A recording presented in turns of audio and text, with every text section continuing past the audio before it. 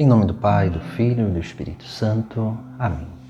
Hoje nós vamos dar início ao nosso curso de Mariologia, esse breve curso de Mariologia em 4 encontros nesse mês mariano, onde nós vamos adentrar e aprofundar um pouco mais do nosso conhecimento sobre Nossa Senhora, sobre aquilo que a Igreja nos ensina sobre a Virgem Maria, a importância dela e aquilo que realmente ela é diante da Igreja e aquilo que ela é também diante da nossa devoção. Por isso que nós vamos, nessa primeira aula introdutória à Mariologia, nós vamos passear por 8 pontos onde nós veremos algumas bases daquilo que realmente a Igreja nos ensina para fundamentar bem a nossa devoção à Nossa Senhora. Porque o desenvolvimento mariológico ele tem esse intuito de nos fazer aprofundar na nossa devoção mariana, para que possamos ter aquilo que São Luís propõe no Tratado da Verdadeira Devoção, uma verdadeira devoção à Santíssima Virgem Maria, para que assim possamos nos consagrar a Deus de uma forma muito mais plena, muito mais livre, para que também possamos realizar as obras de Deus, permitir com que Deus realize suas obras em nós e, naturalmente, realizar as obras de Deus também em nós. Por isso nós vamos caminhar por alguns pontos importantes nessa primeira reflexão do nosso breve curso de Mariologia. No primeiro ponto nós vamos ver a importância antropológica, depois, no segundo, as fontes mariológicas, da onde nós conhecemos os fundamentos daquilo que é a Mariologia entendida pela Igreja. Depois veremos os 4 privilégios marianos. No quarto ponto, Maria no mistério de Cristo. Depois, no quinto ponto, um contexto histórico do povo de Israel, das profecias que ali embasavam a fé daquele povo. No sexto ponto, o novo Israel, onde nós vamos entender nessa grande obra de Deus, onde o Filho de Deus vem ao mundo justamente para isso, para recolher, para reunir aquelas ovelhas perdidas da casa de Israel, o povo que permanecia ainda fiel a Deus. Depois, nos últimos 2 pontos, no 7º ponto, veremos um pouco do fundamento do culto mariano. E no último ponto, os efeitos desse culto mariano na nossa vida. E assim nós vamos adentrando nesse compreendimento daquilo que é assim, a Mariologia e a devoção mariana que a Igreja tanto nos ensina. Vamos entrar no nosso primeiro ponto. O primeiro ponto, como havia dito, é a importância antropológica.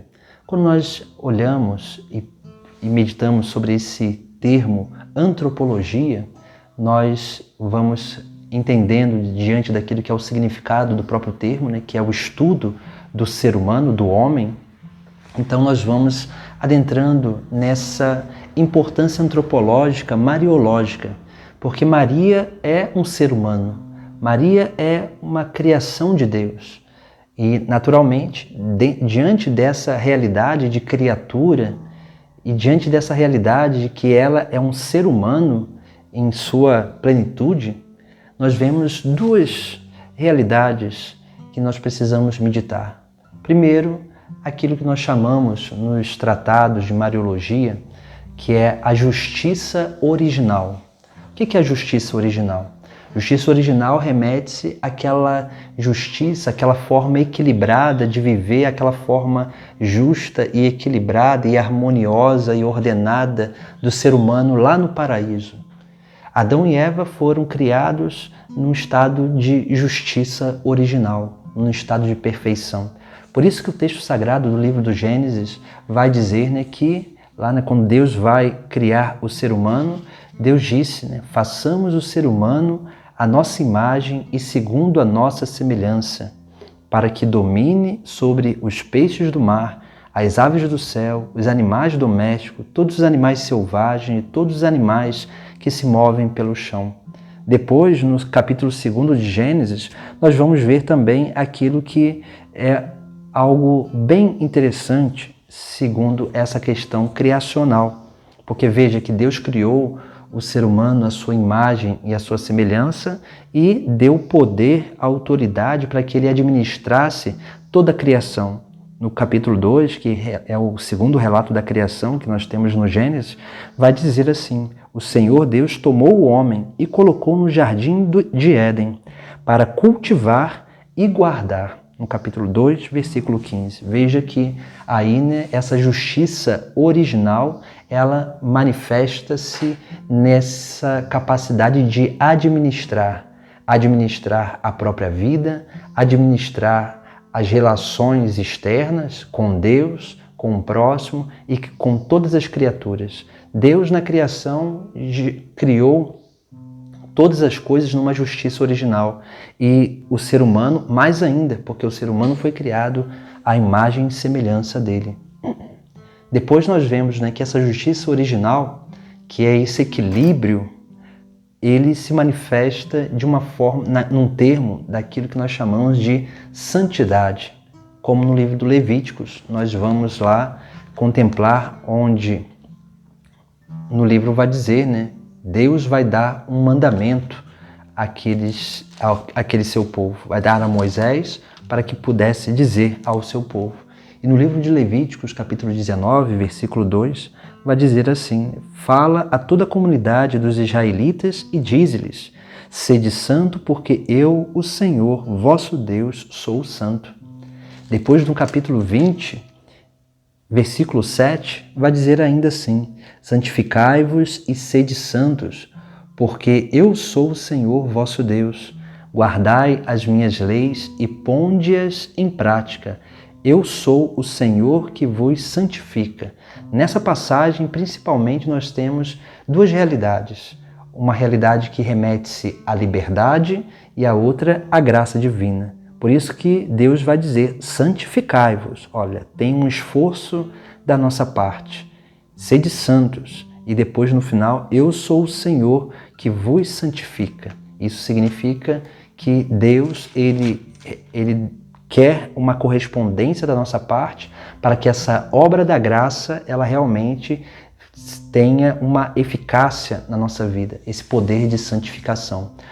Em Maria, por ela ter sido preservada do pecado original, em Maria nós temos uma perfeita justiça original.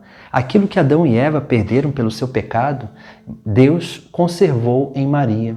Por isso que Maria ela é essa criatura perfeita. De todas as criaturas, hoje Maria é aquela que é a perfeitíssima, porque não só o pecado não corrompeu ela, mas ela conserva nela aquilo que é a imagem e semelhança da qual Adão e Eva foram criados. Adão e Eva perderam a plenitude dessa imagem e semelhança. E Maria se conserva essa imagem e semelhança de Deus. Por isso que nós vemos, né, essa obra da graça acontecendo na vida de Maria, mas também a sua liberdade de praticar aquilo que era necessário para conservar a graça divina em si. Por isso que Jesus, no capítulo 5 de São Mateus, ele vai falar também de uma forma um pouco diferente sobre essa mesma coisa que o livro do Levíticos vai dizer. Porque Jesus ele vai ali nos chamar a atenção, lá no capítulo 5, versículo 48, ele vai dizer: sede, portanto, perfeitos como o vosso Pai Celeste é perfeito. Nós fomos criados a um estado de perfeição, mas o pecado ele corrompe esse estado de perfeição que Deus imprimiu em nós. Por isso que nós, quando viemos a essa terra, precisamos sim nos esforçar cada vez mais para alcançar essa restauração, essa perfeição. Perfeitos nessa terra não seremos, mas nós vamos adquirindo estados de perfeição, de aperfeiçoamento, para que assim possamos um dia alcançar a graça celeste da contemplação de Deus, onde lá só entrarão os perfeitos. Maria é aquela que conserva em si essa perfeição, porque ela não foi corrompida. E depois nós vemos também, né, no capítulo de São Lucas, capítulo 28, capítulo 1, versículo 28, São Lucas ele vai relatar, né, as palavras do anjo Gabriel a Maria, onde ele vai dizer a seguinte coisa: alegra-te, cheia de graça, o Senhor está contigo. Essas palavras do anjo manifestam que Maria está plena da graça. Até o termo que se usa, né, é um termo que não se usa em lugar nenhum na Sagrada Escritura. O termo kekaritomene. Esse termo grego, ele significa isso, né? Cheia de graça. Essa que está cheia da graça divina, que não há espaço para nenhum mal dentro dela. E quando esse termo, aí, né, nós vemos esse termo cheia de graça, ele aparece no texto sagrado com o termo grego kekaritomene, é como se o evangelista está querendo nominar Maria como aquela que é a cheia de graça. E aí nós vemos, né, essa justiça original em Maria, essa justiça original que se manifesta na vida de Nossa Senhora. Por isso que Maria, diante dessa justiça original, Maria, ela não recebe nada que não seja justo a ela. Por isso que todo culto mariano, ele nos leva a um equilíbrio na nossa vida espiritual, nas nossas relações. Porque no momento que a gente começa a dar muitas coisas, oferecer muitas coisas à Nossa Senhora, ela não recebe aquilo que não é próprio dela. E por isso que muitas vezes, muita gente acha que está louvando a Maria, está prestando um verdadeiro culto, uma verdadeira devoção à Nossa Senhora, e na verdade não estão, porque estão colocando Maria, muitas vezes, no lugar de Deus na sua vida, ou até não estão nem colocando Maria em lugar nenhum, mas fazem aquelas orações, têm aquelas devoções, mas por um sentimento, muitas vezes, supersticioso do que realmente de uma verdadeira devoção. Por isso que precisamos ter esse cuidado. A devoção mariana, ela também vai nos levando e nos conduzindo a uma restauração dessa justiça na nossa vida. Depois nós temos um segundo ponto, que é Maria, que é essa cópia perfeita de Cristo. No capítulo 10 do Evangelho de São Mateus, Jesus ele vai dizer algo bem interessante. No capítulo 10, versículo 24 e 25. Jesus vai dizer: o discípulo não está acima do mestre, nem o servo acima do seu senhor. Para o discípulo basta ser como o mestre, e para o servo ser como o Senhor. Veja, Maria que é essa, né? Eis aqui a serva do Senhor, a escrava do Senhor. Faça-se em mim segundo a vossa palavra. Aqui nós vemos, é claro, Maria não é deusa, mas veja, as palavras de Jesus Cristo manifestam o quê? Que há uma unidade entre o mestre e o discípulo, entre o escravo, o servo e o Senhor. Essa unidade onde Deus mesmo vai realizando essa obra de manifestação naqueles que ali aderem o seu caminho. Por isso que Maria não está nem acima de Deus, e é claro, nós precisamos entender nessa hierarquia, ela está unida a Deus, ela nunca será deusa, mas ela está unida a Deus. E aí nós precisamos realmente entender justamente isso. Maria, ela se assemelha ao próprio Cristo, ao próprio Filho. Por isso que nós dizemos que Maria é a cópia perfeita de Cristo, porque o ser humano que foi criado à imagem e semelhança de Deus, São Paulo, na carta aos Colossenses, que vai dizer que Jesus é a imagem do Deus invisível. Isso significa que todos nós fomos criados à imagem e semelhança de Cristo.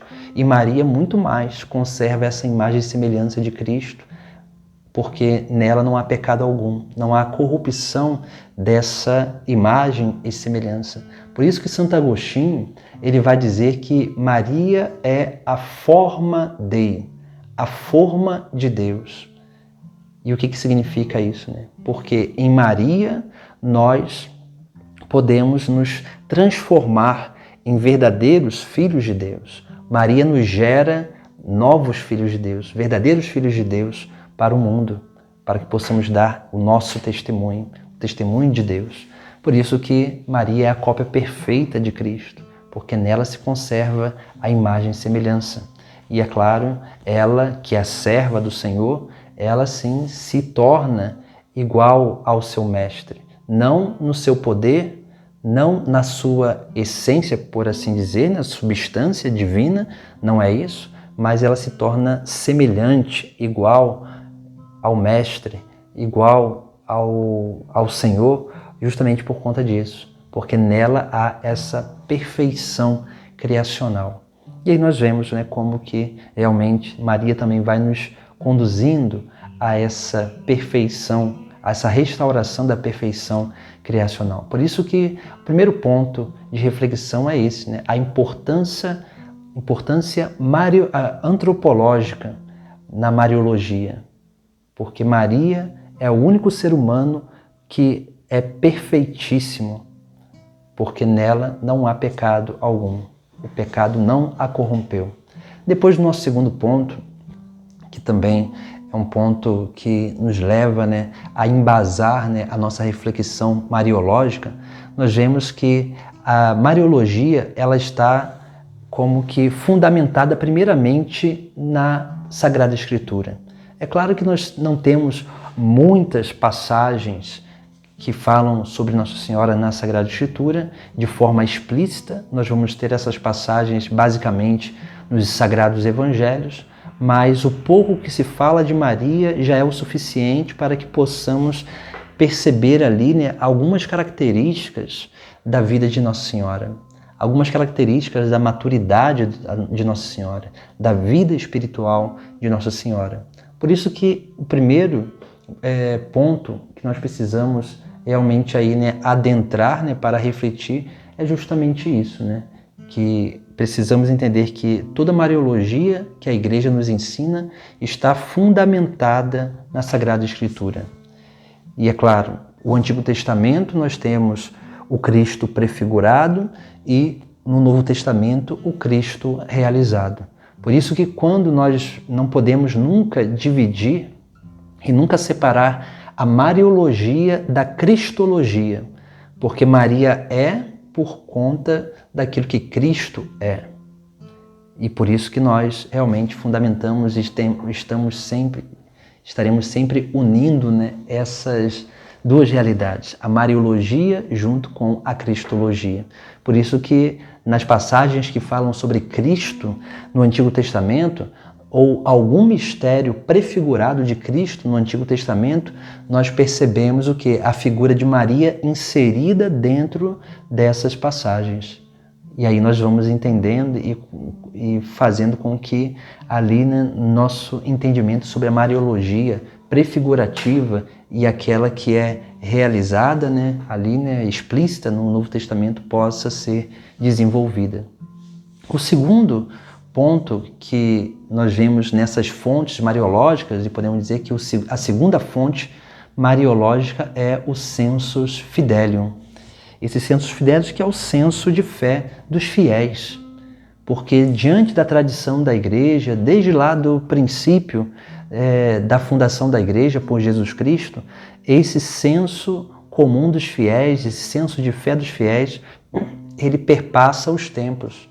Isso vai fazendo com que os fiéis tenham uma convicção dos dados de fé, mesmo sem não entender plenamente, eles têm uma convicção. Por isso que sempre quando a Igreja ela vai instituir, isso aconteceu em toda a história da Igreja, quando a Igreja ela vai instituir uma festa ou declarar um dogma, ela faz essa pesquisa. Se a Igreja, em todos os lugares e em todos os tempos, ela acreditou naquele dado dogmático. Ela viveu, ela tinha consciência desse dado dogmático. Em geral, se faz assim. E aí depois, né, a partir desse senso dos fiéis, né, esse senso de fé dos fiéis, vai se desenvolvendo uma teologia e uma espiritualidade para com essas realidades que já são pontos de convicção no coração e na consciência dos fiéis. A segunda fonte mariológica é a tradição. Essa tradição que perpassa os tempos. Essa tradição que, desde lá do princípio, né, os padres da igreja foram escrevendo coisas, os santos foram relatando suas experiências e assim desenvolvendo, né, realidades importantes para a fé dos fiéis e, é claro, para a própria vivência da fé. E assim nós vemos como que essa tradição ela vai sendo, né, transmitida, porque o próprio termo tradição significa transmissão. E essa tradição, que é uma transmissão do dado de fé, ela vai perpassando os tempos.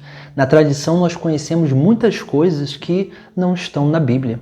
O próprio Jesus, e aliás, o próprio São João, quando escreve o Sagrado Evangelho, lá no final do Sagrado Evangelho de São João ele vai relatar assim, né? Ora, Jesus fez ainda muitas outras coisas. Se todas elas fossem escritas, uma por uma, creio que nem o mundo inteiro poderia conter os livros que seria preciso escrever. Veja que o que está na Sagrada Escritura são aquelas coisas essenciais e necessárias para realmente, para que possamos fundamentar a nossa fé. Mas muitas coisas nos vêm através da tradição. Por exemplo, os nomes dos pais de Nossa Senhora, São Joaquim e Santa Ana, nós não temos na Sagrada Escritura, mas nós conhecemos pela tradição, por documentos da tradição. E aí nós vemos, né, como que é importante também, né, lermos os padres da igreja, porque os padres da igreja foram aqueles que primeiro desenvolveram a teologia. E eles vão, né, como que fundamentando, e como eles estão mais próximos do ensinamento apostólico, ler os padres da igreja nos ajuda a entender o que a igreja lá no início ela acreditava, o que a igreja ela pregava, qual era a convicção verdadeira da igreja lá no princípio. E isso fundamenta a nossa vida no dia de hoje, porque o nosso fundamento está lá na fundação da igreja e nessa busca de unidade da igreja que perpassa os tempos. Depois, nós temos também, né, a quarta fonte mariológica, que aí sim é o desenvolvimento magisterial, onde o Papa com os bispos eles vão declarando os dogmas, eles vão escrevendo documentos, falando sobre aquelas realidades e também eles vão defendendo, né, a igreja das heresias, promulgando algum ensinamento, alguma verdade de fé, declarando, como disse, os dogmas. Aí nós vemos, né, como que essas fontes, né, essas quatro primeiras fontes, elas vão nos ajudando justamente a isso, né, a fundamentar aquilo que é segundo a tradição da igreja, segundo o ensinamento desde lá do princípio e a experiência da igreja nascente até os dias de hoje. Esses pontos nós vamos encontrar, né, de reflexão, né, sobre as fontes, nós vamos encontrar no Catecismo da Igreja Católica, do parágrafo 75 ao parágrafo 104. Vale a pena a gente pegar o nosso catecismo, ir lá, né, estudar essas fontes, né, porque nos ajuda a entender, né, em que a igreja se fundamenta para a transmissão do seu ensinamento, para nos ensinar a verdadeira fé. Depois nós temos mais duas fontes mariológicas, a teológica e a espiritualidade. A teológica, ela está no parágrafo 94 do Catecismo da Igreja Católica.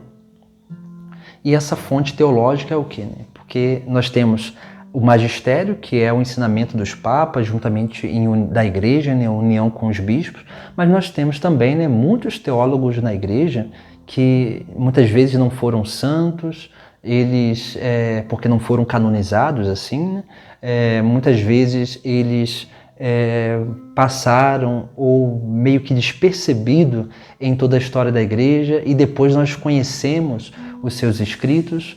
E, naturalmente, esses teólogos eles vão nos ensinando muitas coisas. E ele mesmo, né, através da capacidade racional que Deus lhe deu, auxiliado pelo Espírito Santo, pelos dons de ciência, sabedoria, entendimento, eles vão desenvolvendo a teologia e, naturalmente, vão desenvolvendo também a Mariologia.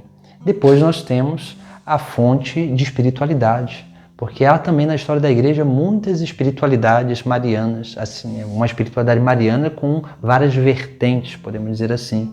Também essa fonte de espiritualidade está, né, relatada no Catecismo, do parágrafo 2683 e o 2684, onde nós vemos aí, né, muitos santos e muitos outros teólogos que escreveram obras de espiritualidade. Por exemplo, Santo Afonso, né, que vai escrever as Glórias de Maria, São Luís Maria Grião de Montfort, que vai escrever o Tratado da Verdadeira Devoção, São Bernardo de Claraval, que vai escrever um livro, né, sermões sobre as festas da Virgem Maria, assim como muitos outros, né, vão escrever muitas obras sobre Nossa Senhora, obras devocionais.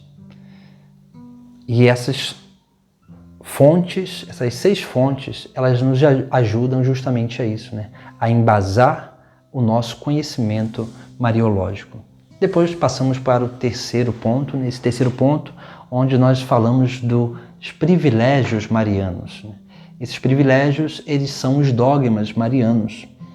E nós precisamos aí, depois nós vamos ver esses dogmas e fundamentá-los melhor nas aulas que nós vamos ter um pouco para frente. E aí nós vamos, depois na terceira e na quarta aula, né, falaremos sobre os dogmas marianos, mas é importante nós entendermos por que a igreja chama os dogmas marianos de privilégios. Nós temos os 4 dogmas. O primeiro dogma a ser declarado é Maria, que é Mãe de Deus. O segundo é a Virgindade Perpétua. O terceiro foi a Imaculada Conceição. E o quarto dogma, o mais recente, a Assunção de Nossa Senhora aos céus. Nós vemos que esses dogmas, eles são privilégios por quê? Porque só Maria é Mãe de Deus. Só Maria é Mãe de Deus, porque só ela gerou Jesus Cristo. Depois, só Maria é Virgem Perpétua, antes, durante e após o parto. Mas nenhuma mulher é Virgem Perpétua. Só Maria é a Imaculada Conceição, porque só Maria foi preservada do pecado original. E só Maria foi assunta ao céu de corpo e alma. Os santos, eles estão somente com estão no céu somente em alma, com a sua alma. Maria já recebeu esse privilégio da ressurreição antecipada, e por isso que ela é assunta ao céu de corpo e alma. O dogma da maternidade divina foi declarado lá no Concílio de Éfeso, no ano de 431 da era cristã. A Virgindade Perpétua, no Concílio de Latrão, em 649. Depois, a Imaculada Conceição foi promulgada, né, em 1854. E a Assunção foi o mais recente, declarado o dogma em 1950. Todos eles têm aí, né, uma perspectiva, né, de algo que acontecia na sua época. E esses dogmas, eles estão vinculados também à cristologia, à antropologia e principalmente eles são uma resposta para a sua época. E isso nós vamos perceber lá nas nossas últimas reflexões do nosso breve curso de Mariologia. Vamos passar para o quarto ponto. O nosso quarto ponto, nós temos aí Maria no mistério de Cristo. Nós não podemos ver Maria alheia ao mistério de Cristo. E, é claro, nós também não podemos, por mais que Jesus Cristo é o centro do mistério da salvação, porque ele realiza a vontade do Pai, nós não podemos desvincular Maria desse mistério de Cristo. E nenhum outro mistério de Cristo pode ser desvinculado. Nem a igreja, nem os sacramentos, nem nenhuma outra coisa. Porque na medida em que nós vamos desvinculando os mistérios da vida de Cristo, nós vamos caindo em muitos problemas teológicos, né? E é claro, podemos ir beirando ou até cair em alguma heresia. Nesse quarto ponto, onde nós refletiremos Maria no mistério de Cristo, precisamos entender que Maria, ela participou da vida e da missão de Jesus. Da vida porque ela gerou o próprio Cristo e caminhou, no seu segmento também, juntamente com aqueles outros discípulos, até o fim. Por isso nós vemos, desde o princípio, desde a anunciação do anjo, no capítulo 1 do Evangelho de São Lucas, no versículo 26, nós vamos lendo aí nessas passagens da anunciação, nós vemos como que Maria, ela participa desse mistério da anunciação, da concepção do Filho de Deus, e é claro, depois ela vai participar do mistério do anúncio do Filho de Deus a Isabel, e aí podemos dizer ali, aquela consagração de João Batista, do precursor. Depois nós vemos como que Maria participa da vida de Jesus, levando ele no templo para cumprir aquilo que era os preceitos judaicos daquela época. Nós vemos que ali Maria participa do mistério de Cristo na sua autorrevelação nas bodas de Caná, no capítulo 2, versículo 1 do Evangelho de São João, 1 e seguintes, nós vamos ver isso, esse milagre que é intercedido pela Virgem Maria. Nós vemos que Maria participa da vida pública de Jesus.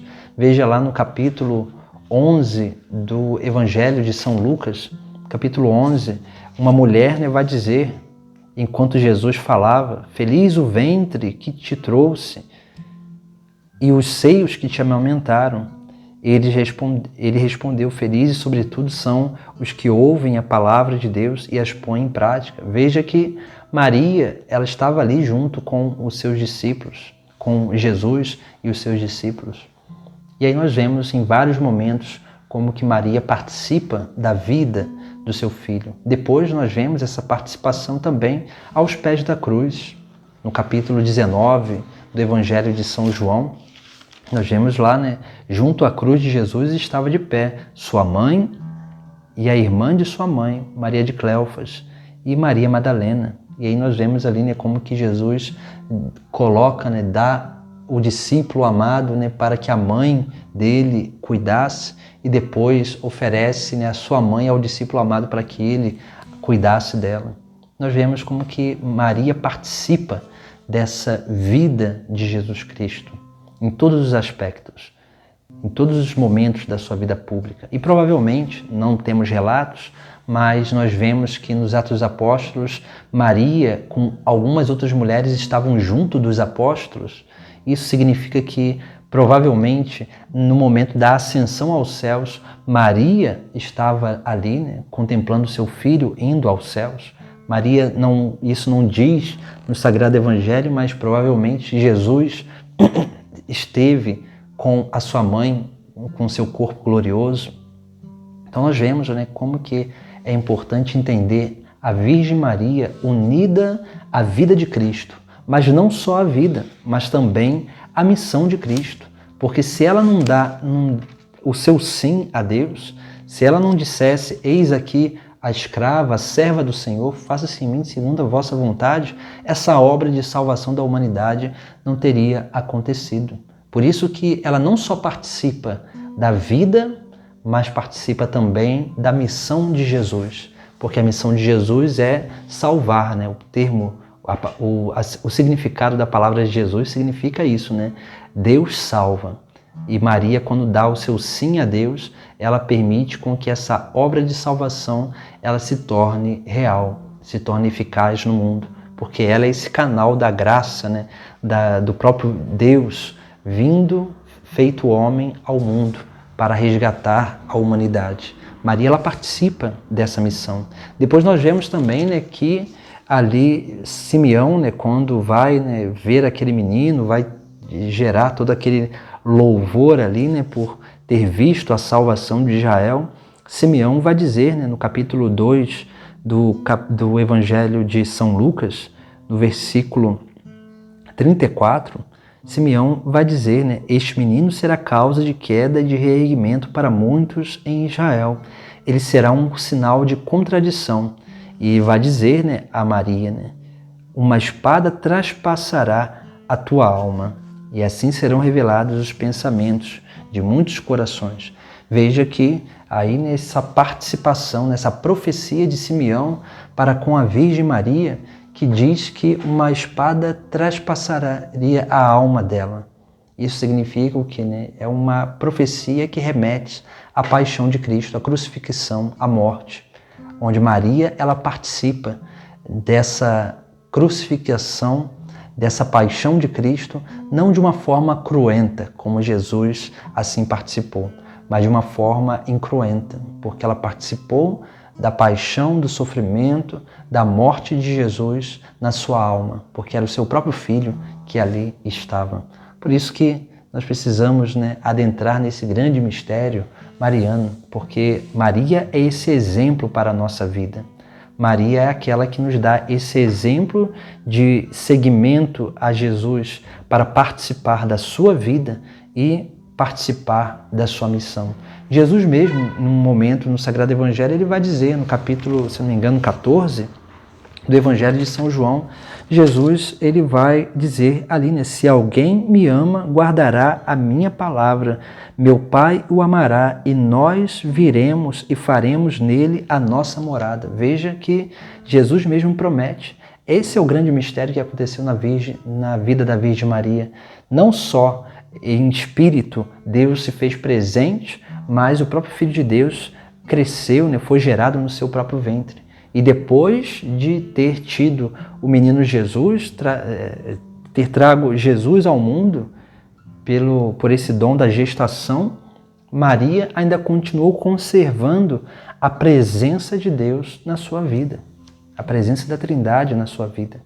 E nós vemos, né, como que isso é importante. Por isso que em tudo Maria nos leva a Jesus, né? Manifestando e ratificando, podemos dizer assim, aquele mandamento de Maria, né? que está ali nas bodas de Caná. Capítulo 2, Evangelho de São João, capítulo 2, versículo 5, Maria vai dizer, fazei tudo o que ele vos disser. Esse é o verdadeiro mandamento de Maria. Esse mandamento que nos inclina, que nos conduz, que nos leva sempre a Jesus Cristo, porque tudo em Maria nos leva a Jesus.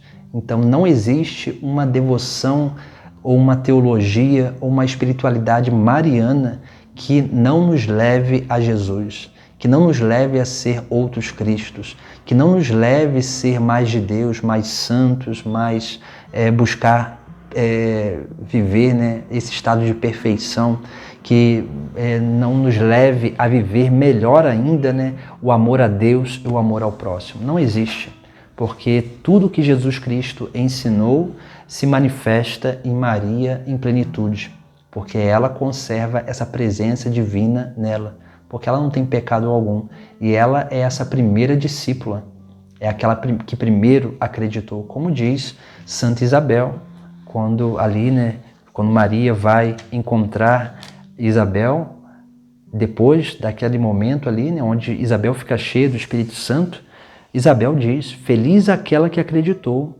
pois o que lhe foi dito da parte do Senhor será cumprido. Então veja que Maria, sim, é essa que primeiro acreditou.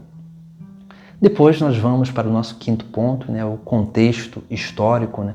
Nós não vamos nos deter tanto nessas partes, porque isso é uma parte que realmente, né, ela abrange muitas outras realidades, mas alguns pontos essenciais nos são caros a perceber. Nessa parte do contexto histórico, nós vemos que Jesus ele vem para reunir um povo. E esse povo que ele tem uma esperança. E essa esperança ela era manifesta principalmente em algumas passagens da Sagrada Escritura na Antiguidade. Nós temos aí a profecia de Isaías, no capítulo 7, versículo 14, onde ali nós vemos a profecia que remete-se ao Emanuel. E vai dizer, capítulo 7, versículo 14, da profecia de Isaías: Pois bem, o próprio Senhor vos dará um sinal. Eis que a jovem conceberá e dará à luz um filho, e lhe porá o nome Emanuel. Ele vai comer coalhada e mel até que aprenda a rejeitar o mal e a escolher o bem. Veja, aqui nós temos essa profecia vinculada à Virgem Maria e ao Filho de Deus, ao Emanuel. Por isso que São Mateus ele vai relatar logo no início do Evangelho, na passagem do nascimento, essa passagem onde no capítulo 1 do Evangelho de São Mateus, versículo 22, ele vai dizer: tudo isso aconteceu para se cumprir o que o Senhor tinha dito pelo profeta: eis que a Virgem ficará grávida e dará à luz um filho. Ele será chamado pelo nome de Emanuel, que significa Deus conosco. Veja que essa profecia era tão importante que São Mateus, que era um judeu, ele vai relatar essa profecia vinculando a pessoa de Cristo. Depois nós temos também uma outra profecia, né, que manifesta o ensinamento de uma forma mais implícita, onde lá no capítulo 11 da profecia também de Isaías, vai dizer, né, um broto vai surgir do tronco seco de Jessé. Das velhas raízes um ramo brotará. E aí veja aqui, né, a figura do Filho de Deus, né? E aqui nós temos essa interpretação, né? Um broto vai surgir do tronco seco de Jessé. O tronco seco de Jessé, aqui é a imagem de São José. São José é da descendência de Davi. Davi é filho de Jessé. Esse tronco seco, por quê? Porque não foi José que deu a vida a Jesus. Jesus, né, é obra do Espírito Santo e da Virgem Maria. Então Maria deu a sua carne, o seu sangue a Jesus, né? E o Espírito Santo, né, aí que a concebeu. Então nós vemos, né, esse broto que vai surgir do tronco seco de Jessé, significa justamente isso, né? Significa o Filho de Deus, né, que vem, que vai assumir a descendência davídica através de São José. Depois nós temos também uma outra profecia, que é a profecia de Miqueias, que também São Mateus ele vai relatar essa profecia no seu Evangelho. Lá em Miqueias capítulo 5, nós contemplamos lá algo também muito belo. E vai dizer assim, capítulo 5, versículo de 1 até o versículo 4. Mas tu, Belém de Éfrata, pequenina entre as aldeias de Judá, de ti é que sairá para mim aquele que há de ser o governante de Israel. Aqui nós vemos nessa profecia cristológica. Sua origem é antiga, de épocas remotas. Por isso Deus os abandonará até o momento em que der à luz aquela que deve dar à luz. Veja, deve dar à luz aquela que deve dar à luz. Isso significa o quê? Aqui nós temos implicitamente a figura da Virgem Maria. Até que dê à luz aquela que deveria dar à luz. Isso significa que Maria já estava preparada. Mesmo as profecias dizendo que Maria, aquela que daria à luz ao Filho de Deus, aquele que viria, né, o Messias, é aquela que foi preparada para essa missão. Não seria qualquer mulher, mas seria sim, né, aquela que Deus escolheu, que é Maria. Depois, continuando o texto, então o resto de seus irmãos voltará para os filhos de Israel. Ele se levantará para apacentar com a força do Senhor, com o esplendor do nome do Senhor, seu Deus. E estarão bem seguros, porque agora ele é grande até os limites do país, e ele próprio será a paz. Vemos, né, como que aí temos essa realidade, né, da figura do Filho de Deus, do Messias, que viria para ali, né, reunir, podemos dizer, o povo eleito E aqui nós vemos justamente isso, né? Reunir aqueles que estavam dispersos. Por isso que na época de Jesus, temos aí um segundo ponto desse contexto histórico, no tempo de Jesus, Israel estava muito dividida. Existiam muitos partidos, podemos dizer assim, vários grupos, né, que tinham a mesma fé. É claro, às vezes divergia em alguns pontos de doutrina, mas todos eles esperavam o Messias. Temos, né, os próprios fariseus, temos ali, né, o povo simples judeu ali mesmo, temos os que já é um povo lá do Reino do Norte, né, que é a Samaria, que por muito tempo atrás eles se distanciaram e os judeus eles não os reconheciam mais como do povo eleito, porque já tinham se misturado e perdido o seu sangue puro, né? Depois nós temos também, né, os herodianos, que eram pessoas que estavam no palácio de Herodes e começaram a proclamar e a espalhar que Herodes seria esse Messias, porque ele trazia a paz a Israel. Nós temos os zelotas que vão ser um grupo muito rebelde, que vai fazer várias guerras, pequenos conflitos em Israel, ali em Judá, em Jerusalém. Nós temos também os essênios, que são esses que vão se afastar da cidade, vão em direção ao Mar Morto e lá vão viver uma vida de penitência, uma vida de austeridade, preparando a vinda, né? Preparando as pessoas para a vinda do Senhor, né? João Batista, segundo a tradição, era um essênio, por isso que ele ali, né, preparava a vinda do Senhor. É claro que essa era a missão dele também, mas tudo em Deus há a manifestação da sua própria providência. Então nós vemos aí, né, como que realmente esse povo ele esperava o Messias, estava ansioso pela vinda daquele que reuniria o seu povo, que libertaria o seu povo daquilo que era a opressão dos inimigos. Naquela época eram os romanos, mas já tinha sido os assírios, já tinha sido os babilônicos, os gregos, os egípcios lá na antiguidade. Mas veja, esse que vem realmente trazer libertação.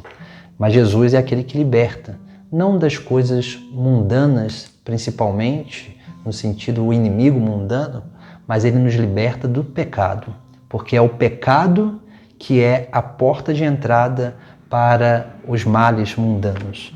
E aí nós vemos também no sexto ponto da nossa reflexão esse novo Israel, como dizia na passagem de Miqueias, onde lá, né, vai dizer, né, que esse que nascerá daquela mulher, né, que estava preparada para dar à luz a esse Messias, ele então seria aquele que ia resgatar ou reunir aquele povo que estava disperso.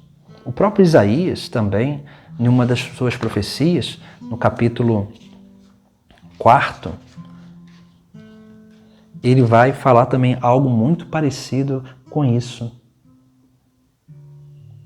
Ele vai dizer: acontecerá então, capítulo 4, versículo 3, acontecerá então que os que restarem em Sião, os sobreviventes de Jerusalém, serão chamados santos, inscritos para a vida em Jerusalém. Veja que esses que permaneceram em Jerusalém, não só no território, mas que permaneceram na ortodoxidade da lei, da vivência da lei, esses o Messias virá para reunir, como em Miqueias isso é bem expresso. Por isso que nós vemos, diante dessa obra de reunião desse Israel, desse povo eleito, nós temos a igreja como esse novo Israel. Por isso que Jesus ele quis vir numa família. Ele não veio sobre as nuvens do céu. Isso acontecerá na segunda vinda. Mas Jesus ele quis vir numa família justamente para isso, para mostrar que aquilo que ele ia realizar nessa terra era muito mais do que reunir uma nação, mas era fundar uma verdadeira família. E a Sagrada Família, Maria, José e Jesus, ele é esse exemplo. E podemos dizer que essa Sagrada Família é essa primeira reunião daquilo que é o povo eleito. Porque em Maria há a justiça original. Em José há essa justiça possível, porque o próprio evangelista São Mateus vai dizer que José era um homem justo, mas ele, claro, ele não era imaculado porque ele tinha o pecado original. Mas nele, por aquilo que era, né, o seu esforço, nele se manifestava uma justiça, a virtude humana da justiça. E aí nós vemos que na Sagrada Família nós temos justamente isso. Nós temos esse fundamento da igreja, esse fundamento do novo Israel.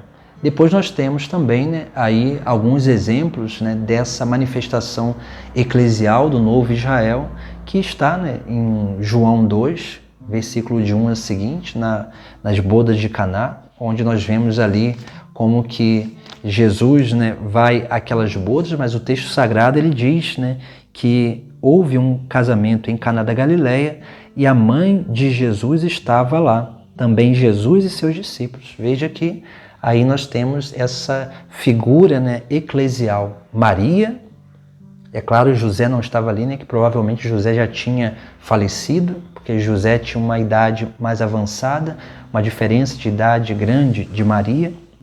Então nós vemos que aí estava Maria, a mãe de Jesus, também Jesus e seus discípulos. Veja que nós temos aí esse sinal da Sagrada Família, esse sinal já da igreja sendo formada. Depois nós temos, né, no capítulo 8 do Evangelho de São Lucas, no capítulo 8, nós temos um ensinamento também muito importante, onde nós vemos que Maria acompanha o seu filho. No capítulo 8, versículo 19, vemos assim: sua mãe e seus irmãos vieram ter com ele, mas não podiam se aproximar por causa da multidão. Veja que a mãe e os irmãos de Jesus, esses irmãos não são irmãos de sangue, nós vamos ver isso na nossa reflexão, nas nossas outras reflexões, né? Vamos entender muito bem isso. Nós vemos que Maria e esses discípulos, eles acompanhavam Jesus, como essa igreja aí em germe, como essa igreja que está nascendo e sendo fundada pelo próprio Filho de Deus. Depois, aos pés da cruz, vemos novamente isso, né? Maria, que está ali aos pés da cruz, junto com o discípulo amado, e Jesus, né, oferece, né, o discípulo amado, o símbolo de todos os fiéis da igreja, a sua mãe, para que ela guarde, porque ela é esse membro perfeito do corpo místico de Cristo, da igreja. E depois oferece ao discípulo e a cada um de nós para que guardasse também a sua mãe. Porque essa unidade eclesial é essencial. Depois nós vemos no capítulo 1 dos Atos dos Apóstolos, versículo 14, também isso, né? Todos eles perseveravam na oração em comum, junto com algumas mulheres, entre elas Maria, mãe de Jesus, e com os irmãos dele, e assim, né, os outros discípulos. Nós vemos, né, como que essas realidades são importantes, porque Maria ela está inserida nesse novo Israel. Maria ela está inserida nessa instituição divina que é a igreja. E nós não podemos viver sendo igreja, estando desvinculados da Virgem Maria. Por isso que esse contexto histórico e essa ideia de novo Israel vai se realizar em Cristo, mas vai se realizar principalmente na igreja, porque ela sim é o novo Israel, a reunião daqueles que estavam dispersos, daqueles que viviam e permaneceram na verdadeira fé, mas ainda esperavam aquele que viria para reuni-los, para ser esse vínculo de unidade entre o seu povo. Depois nós temos aí os nossos últimos pontos, né, que tem a ver com o culto mariano. Nós vemos que esse culto mariano na igreja, ele precisa ser bem definido, porque quando nós não definimos bem o culto mariano, nós podemos cair em algumas desordens. Nós vemos aí, né? O fundamento do culto mariano, ele sempre vai ser Cristo. E naturalmente, né? Porque todo culto a Maria ou qualquer outro santo que realmente não nos leve a uma unidade maior com Deus, é um culto que pode estar realmente gerando alguma desordem no nosso interior. Então nós vemos que esse culto mariano, ele está vinculado a algumas realidades. A primeira coisa, né, é a maternidade divina, o primeiro fundamento do culto mariano.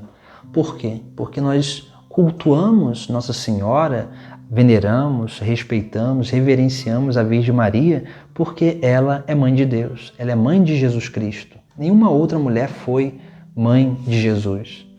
E por respeito à mãe do Filho de Deus, a mãe de Deus, nós realmente cultuamos ela e colocamos ela, o próprio Cristo, como fundamento da nossa devoção mariana. O segundo ponto é a iminente santidade. Maria ela tem em si essa perfeição da santidade. O que significa isso? Em Maria se conserva e está aquilo que nós estamos lutando aqui nessa terra para alcançar. Por isso que ela é o exemplo perfeito, porque ela é uma cópia, a forma dele, a cópia perfeita de Cristo. Então nós temos aí, né, como segundo fundamento do nosso culto mariano, a sua própria santidade, porque ela já alcançou aquilo que nós estamos aqui lutando nessa terra para alcançar. O terceiro ponto é a sua presença efetiva junto a Jesus Cristo. Veja, como a gente já partilhou em algumas passagens, em algumas realidades, como que a figura da Virgem Maria é uma figura ativa. Ela não é uma figura passiva. Veja, nas bodas de Caná, ela poderia passar ali despercebida, mas ela intercede, é uma figura sempre ativa, que ela sim é esse exemplo de discipulado, esse exemplo de servidão, porque ela é aquela serva, como diz o Salmo, que está com os olhos fitos sempre nas mãos do seu Senhor, sempre na vontade de Deus. E assim nós precisamos também realmente, né, buscar, né, como fundamentos do nosso culto mariano essas três primeiras coisas.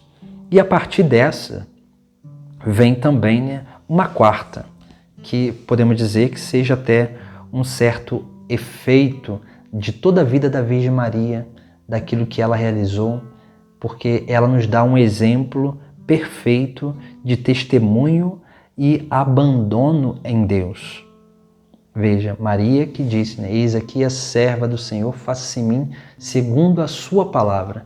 Maria, ela livremente escolhe não mais fazer a vontade dela, mas fazer a vontade de Deus. Por isso que a virtude da obediência é a virtude mais, podemos dizer, a mais perfeita. É a virtude que nos leva a usar da nossa liberdade em plenitude. Porque a virtude da obediência é a virtude que nos leva a escolher livremente e perfeitamente livre fazer não a nossa vontade, mas a vontade de outro. Então veja que a obediência não é um ato de submissão, mas é um ato de ativo, de liberdade, de voluntariedade para realizar aquilo que nós concebemos que é o melhor para a nossa vida. E é claro que melhor para a nossa vida é sim a vontade de Deus. Por isso nós temos aí esse fundamento do nosso culto cristão. Basicamente, o fundamento do culto mariano vai ser sempre Cristo. E é claro que os exemplos que Maria nos dá são esses exemplos vinculados à pessoa de Cristo, à sua vida e também à sua missão. O culto que nós prestamos à Virgem Maria é um culto de hiperdulia. E aí nós temos uma hierarquia nesses cultos dentro da igreja. A Deus nós prestamos um culto de latria. O culto de latria, esse termo latria, um termo grego que significa adoração. Então, somente a Deus nós prestamos um culto de latria. Aos santos, nós prestamos um culto de dulia. O termo dulia significa reverência, significa respeito, significa honra. Quando nós vamos prestar o culto a Nossa Senhora, os santos todos eles tiveram pecados nessa terra. Maria foi preservada do pecado original. Então, por isso que nós prestamos um culto diferenciado à Virgem Maria, que é um culto de hiperdulia. É um culto que está acima desse culto natural que nós damos aos santos. Essa reverência, esse respeito que nós damos, é como se a gente desse a Maria um respeito, uma reverência a mais do que todos os outros santos. Mas o culto de hiperdulia está ainda infinitamente muito abaixo do culto de latria, que é o culto direcionado a Deus. Depois, temos aí uma quarta nomenclatura, que nós usamos para São José, que seria o culto de protodulia, que seria o quê? Dentre os santos, todos os santos, São José é aquele que está à frente de todos os santos. O primeiro, dentre todos os santos, o primeiro que nós deveríamos prestar culto. É claro, aí dentro desse culto de dulia. Por isso que nós fundamentamos o culto mariano em Cristo, porque Ele é Deus. E a Ele nós prestamos o culto de latria. E o culto à Virgem Maria nós dizemos que é um culto de hiperdulia, que é uma reverência maior, porque ela foi a mãe de Deus. Ela é a mãe de Deus, porque ela é também, na ordem da graça, a nossa mãe. E o último ponto, que são os efeitos desse culto mariano na nossa vida, nós temos aí 2 pontos essenciais. O primeiro é a união trinitária. Porque veja, Maria é aquela que permitiu com que a Trindade realizasse essa grande obra na vida dela. E ela, como exemplo para a igreja, exemplo da igreja, nós precisamos realmente imitá-la e permitir com que Deus realize essa grande obra em nós. O Pai que envia o Filho e o Filho que sopra o Espírito Santo sobre cada um de nós. Envia o Espírito Santo da parte do Pai a cada um de nós. Nós precisamos justamente fazer isso, porque o Espírito Santo que nós recebemos é um Espírito Santo que ele vai nos transformando cada vez melhor em Cristo, no Filho, e, naturalmente, esse Filho, quanto mais transformados no Filho de Deus, em Jesus Cristo, sermos outros Cristos, mais nós também seremos verdadeiros filhos do Pai do céu.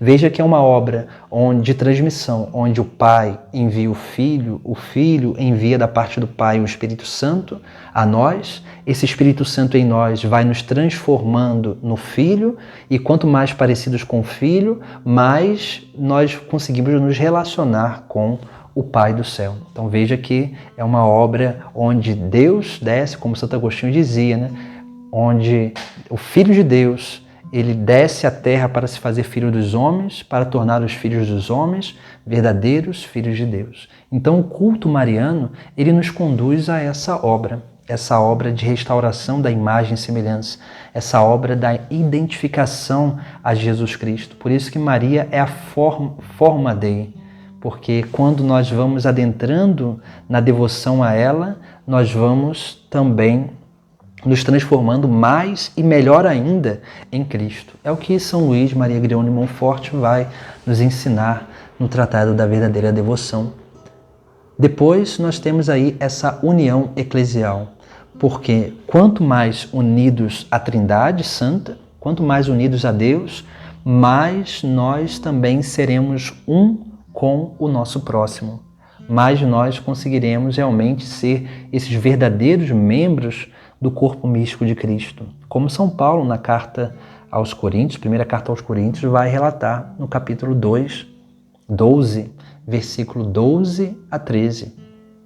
Também nós vemos nos Atos dos Apóstolos, capítulo 1, versículo 14, depois no capítulo 2, no versículo 42, no capítulo 4, versículo 32, que são passagens que são bem interessantes.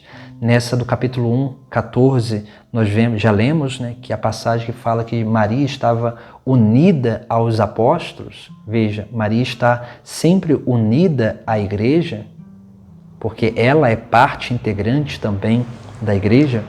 Depois nós vemos, né, eles eram perseverantes em ouvir os ensinamentos dos apóstolos, na comunhão fraterna, na fração do pão e nas orações. Veja que há uma unidade entre esses discípulos, essa unidade da igreja, onde realmente nós vamos adentrando a esse mistério eclesial, perseverantes em ouvir a palavra, os ensinamentos dos apóstolos, a doutrina da igreja, na comunhão fraterna, buscar, né, essa unidade um com o outro, na fração do pão, que remete-se aqui à Eucaristia, o alimento divino, mas também o alimento material, onde nós partilhamos daquilo que nós temos com o nosso próximo, e das orações em comum.